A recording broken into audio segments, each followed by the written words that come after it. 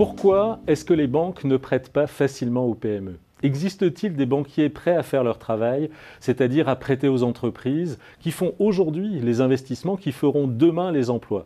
La relation banque-entreprise, c'est un sujet qui fâche, surtout au lendemain de la mise à disposition par la BCE de 1 000 milliards d'euros aux banques. Les observateurs soutiennent qu'en France, le dispositif de médiation du crédit qui a été instauré fin 2008 a été un succès. Il a traité 15 000 dossiers, il a pérennisé plus de 250 000 emplois, il a réalisé un travail indispensable pour maintenir la qualité du tissu économique. Mais d'un point de vue macroéconomique, c'est finalement pas très visible. Les commissions ont permis 3 milliards, ont sécurisé 3 milliards de crédits en 3 ans. Ça n'est que 1,5% du total des crédits aux PME. La relation entre les PME et leurs banques est au cœur du développement économique car, contrairement aux grandes entreprises, les PME vont chercher l'essentiel de leur financement auprès des banques. De plus, les PME sont très dépendantes des banquiers. Elles sont en général en une, voire deux banques. Les conditions appliquées par les banques sont donc cruciales. Et aujourd'hui, celles-ci se durcissent. Et comme le montrent les derniers résultats des enquêtes trimestrielles de crédit, en France comme en Europe, une majorité de banques durcit et s'attend à un durcissement des conditions de crédit.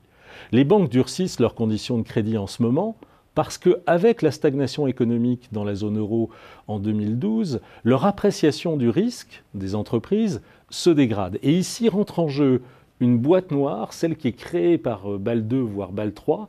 Et cette boîte noire de réglementation fait que les banques demandent plus de capital pour un risque à partir du moment où ce risque est plus élevé.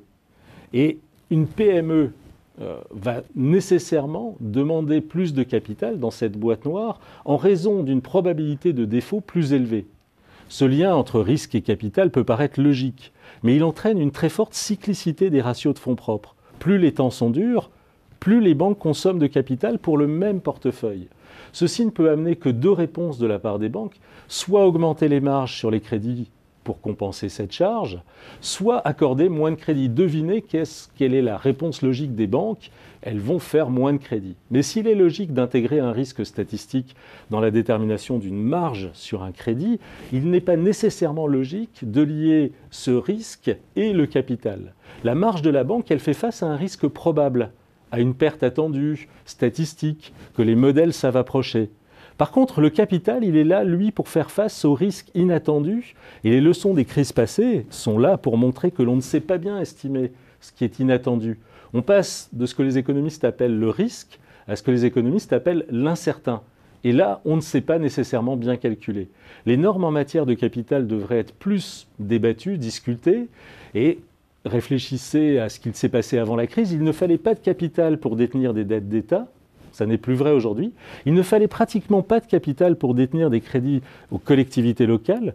Ce n'est plus vrai aujourd'hui. C'est peut-être une erreur de lier aussi fortement les pertes statistiques et les besoins de fonds propres. Et peut-être qu'on peut inclure dans ces choix un certain nombre de choix sociaux. En conclusion, est-on sûr que le risque inattendu de perte sur une PME est vraiment 2 à 3 fois plus élevé que celui qui existe sur une grande entreprise? Ne peut-on pas penser l'inverse? La réforme de BAL 3 qui est en cours d'adoption au Parlement européen sous le nom de CRD 4 ferait bien d'en tenir compte.